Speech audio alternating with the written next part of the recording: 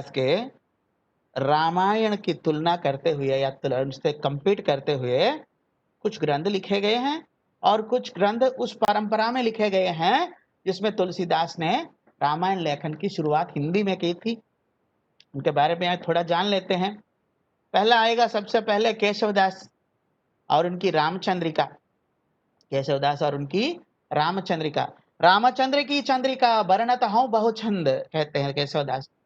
वहां तुलसी ने सिर्फ दोहा चौपाई शैली में लिखा, हमने बरनत हूं बहुछंद, हम बहुत छंदों में इसका वर्णन कर रहे हैं, इसलिए हम महान हैं।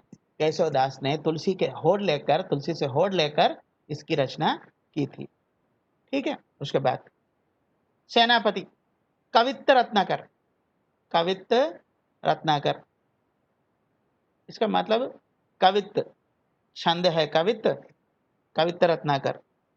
इसमें राम की कथा सेनापति द्वारा वर्णित है। सेनापति अनगाने रीतिकाल के प्रकृति वर्णन के लिए प्रसिद्ध कवियों में एक है सेनापति। ओके, तो ये एक इंपॉर्टेंट है बिट। सीतायन, राम प्रिय शरण, राम प्रिय शरण, सीतायन। रामायण में राम की कथा वर्णित है, तो सीतायन में सीता की कथा। రాముడి యొక్క యాంగిల్లో కాకుండా సీత యొక్క యాంగిల్లో దీని చేత ప్రభావితమైన వాడు మైథిలి శరణ్ గుప్త్.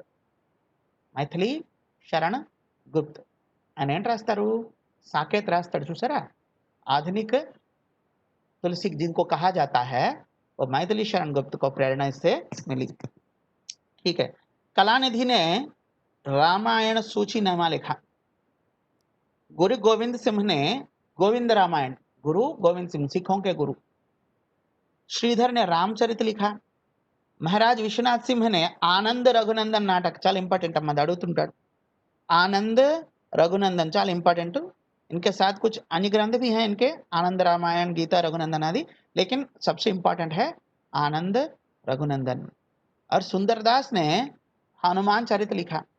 सुंदरदास ने क्या लिखा, हनुमान चरित। मधुसूदन दास रामाश्वमेध, इदोकటి इंपॉर्टेंट। मधुसूदन दास ने रामाश्वमेध ग्रंथ की रचना की और सूरदास ने भी सूरसागर में थोड़ा रामायण के बारे में थोड़ा वर्णित किया है। इस तरह यह है तुलसी रामायण से प्रेरित कुछ ग्रंथ और उनके कवि।